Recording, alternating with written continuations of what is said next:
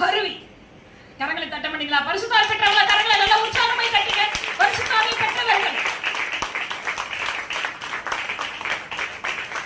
அவருடைய ஆவி, கர்த்தராகிய தேவனுடைய சாதாரண விஷயம் இல்லைங்க. நீங்க அந்த வாசி பார்த்தீங்கன்னா தெரியும். ஏசாயா தீர்க்கதரிசி புத்தகம் 61:1 சொல்லுது, கர்த்தராகிய தேவனுடைய ஆவியானவர் என் மேல் இருக்கிறார். நீ யாரு மணி? நீ யாரு? அதற்கு பாத்திரம் இல்லாத உன் மேல கர்த்தராகிய தேவனுடைய ஆவியானவர் உன் மேல தங்கி இருக்கிறார். உனக்குள்ள பரிசுத்தாவி ஊத்தி இருக்காருப்பா. உன்னை வேலை அடைச்சு வச்சிருக்கிறார். அவருடைய ஆவியானவர் உனக்குள்ள தங்கி இருக்கிறார்.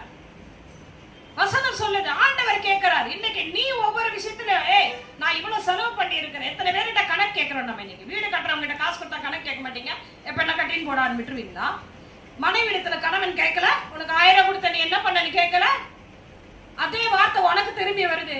கர்த்தர் கேட்கிறாரு, செத்து போயிருக்க வேண்டியவன் நீ, நரகத்துல அலறி கொண்டு இருக்க வேண்டியவன் நீ, உனக்கு ஜீவனை கொடுத்து உன்னை பாதுகாத்துட்டு வர, இன்னும் எத்தனை நாட்களுக்கு நீ இப்படியே இருக்க போற?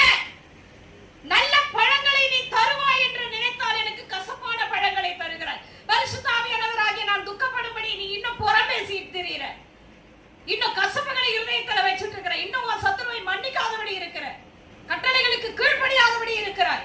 உன்னை சந்தித்த நாட்களை யோசனை பண்ணி பாரு என்றார் ஆண்டவர். எத்தனை பேர் உள்ள இருக்கிறீங்க? ரொம்ப வெக்கம் மானக்கேடு. இந்த இடத்தை விட்டுட்டு போயிட்டு எனக்கு விடுதலை வேணும்னு ஊரெல்லாம் சுத்துறாங்க பாருங்க. அவங்களால எனக்கு 10 முறை நான் தற்கொலை செஞ்சியா இருக்கிறேன். என்ன இங்க இல்ல? ஆண்டவர் சொல்லுங்க, நான் என் திராட்சை தோட்டத்திற்காக செய்யாத எந்த வேலையும் உண்டோ? இனி நான் என்ன செய்யலாம்னு கேட்கிறார் ஆவியா. இன்னும் உனக்கு என்ன நான் செய்வேன்? பக்கத்தை கைப்பிடிச்சு சொல்லுங்க, நீங்க உயிரோடு இருக்கிறதே அவரோட கிருபைங்க. நீங்க உயிரோடு ஜீவனோடு இருக்கிறது, ஆத்துமாவை இன்னும் பாதுகாத்துட்டு வராரே, அதுவே தேவனுடைய கிருபை. நல்லா கரங்களை தட்டி தேவ நாமத்தை மகிமைப்படுத்துவோம். நல்ல உற்சாகமாய் வேலை அடைச்சு வச்சிருக்கிறாருங்க. எத்தனை பேர் மறைச்சு நமக்கு நல்லா தெரியும். நம்மளை சுத்தி நீங்க பாத்தீங்கன்னா தெரியும். இன்னைக்கு என்ன உயிரோட வச்சிருக்காரு, பெலனோடு வச்சிருக்கிறாரு, காலையில உன்னை எழுப்பி உட்கார வச்சிருக்காரு பாத்தீங்களா? அதுவே பெரிய கிருபை தான். இன்னைக்கு எத்தனோ பேர் வயசு வார்டுல வியாதியும் பலவீனமும்.